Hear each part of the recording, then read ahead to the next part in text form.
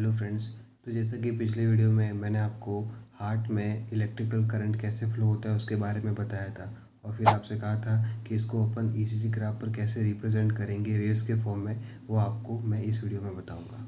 तो सबसे पहले इलेक्ट्रिकल करंट है वो कहाँ से फ्लो होता है, ऐसे नोड से स्टार्ट होता है। अब ऐसे नोड जो होता है वो कहाँ पे प्रेजेंट है, राइट एट्रियम के अंदर प्रेजेंट है। ठीक है, तो एट्रियम के अंदर प्रेजेंट है तो मतलब करंट का वहाँ से फ्लो होना ऐसे नोड को किसको बताता है, डिपोलाइजेशन को बताता है। ठीक है, तो वहाँ पे पी वेव जो होती है वो किसको रिप्रेजेंट करती है, एट्रियल डिपोलाइजेशन। मतलब ऐसे नोड से करंट स्टार्ट हो गया है और वो किस फॉर्म में रिप्रेजेंट होगा, अपने को पी वेव के फॉर्म में। ठीक है, अब ऐसे नोड से करंट जो होता है वो कहाँ पे जाता है, ए बी नोड पे जाता है। ठीक है, तो ऐसे नोड से ए बी नोड तक ये जो बीच का जो गैप है वो किस फॉर्म में रिप्रेजेंट होता है, पी आर इंटरवल के फॉर्म में। तभी तो अपने को वहाँ पे एक आइसोइलेक्ट्रिक लाइन देखने को मिलती है। ठीक है, अब इसमें ये होता है कि अपन पी आर इंटरवल जो होता है वो क्यू तक नहीं लेते, आर तक लेते हैं। क्यों? क्योंकि क्यू जो होता है वो कभी कभी क्या होता है इसी में प्रॉपरली दिखाई नहीं देता। इसके लिए अपन पी आर इंटरवल जो होता है वो आर का जो टिप है वहाँ तक लिया जाता है। अभी जो पी आर इंटरवल में ऐसे नोड से ए वी नोड तक यहाँ पे आइसोइलेक्ट्रिक लाइन बनी है, तो इसमें क्या हो रहा है कि यहाँ पे जो करंट है उसका डिले हो रहा है। ठीक है, तभी तो अपने को वहाँ पे आइसोइलेक्ट्रिक लाइन देखने को मिल रही है, इसलिए हम इसको ए वी नोड डिले भी बोलते हैं पी आर सेगमेंट को।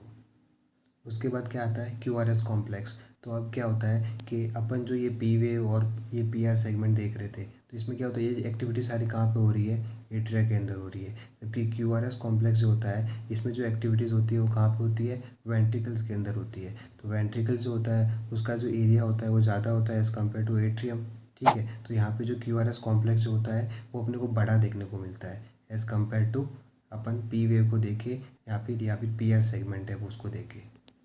तो ये जो क्यू आर एस कॉम्प्लेक्स की एक्टिविटी है वो कहाँ पे हो रही है, वेंट्रिकल्स के अंदर हो रही है। वेंट्रिकल्स में जो सेप्टम है, सेप्टम से बाद में परकंज फाइबर्स तक जाता है, वो एक्टिविटीज़ वहाँ पे सारे हो रही है।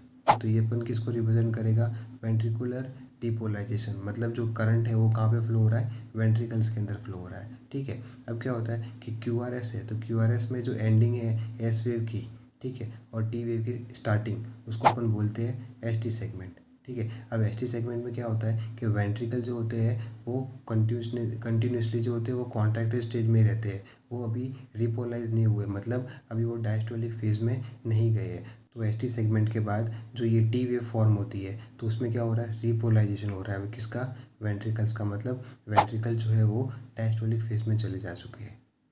तो इस तरह P Q R S T ये जो हो रहा है वो ईसीजी ग्राफ पर रिप्रेजेंट करता है किसको, इलेक्ट्रिकल एक्टिविटी ऑफ हार्ट को।